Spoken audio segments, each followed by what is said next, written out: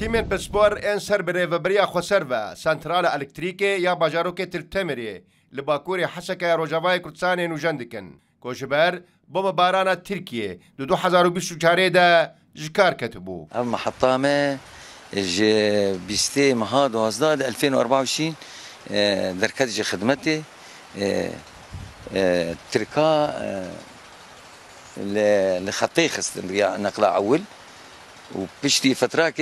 جار لخطيه خستن ما ام دچون ورشام دردكتم خطيه بصلحين في شك دافيتن ما ام جناف كار دردكتن ام دقريا ما جار شيركن نقلات هالي لما حطها ما خستن لما حطها ما خستن ما حطها ما بدرك كارتي مابود قال لك اجهزه ضررين قواطع ايوي سكين قال لك ضررين قاطع الي ضرري او مبردي محولات 66 اوجي ضربي محولات مساعده اوجي ضربي قشتك شظايا ليكتن محولات شده وتوتر قشتك انا قال لك جي ضرب جاي حياه شظيجي درباسي مدرس صاليبون هنا خلايا مجي خرابون رابو ما بري چندروكي ما ورشانتي ما يحسكي وبتف مركزات التمر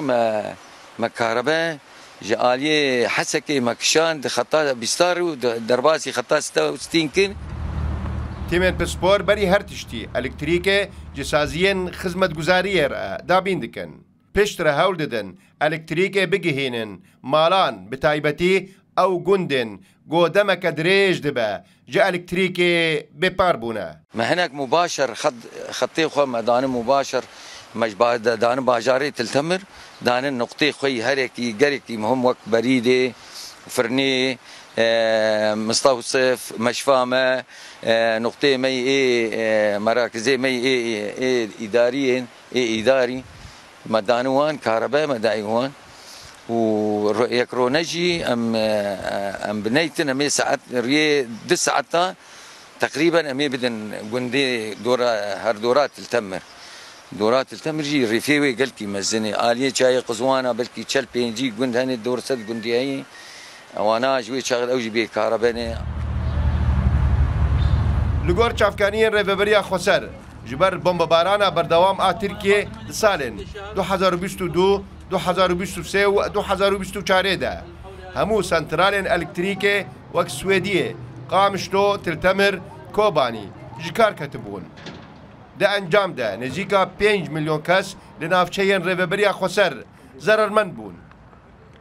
Hevdem ji ber nebûna elektrîkê ava Elokê jî nedigihişt bajarê Hesekê.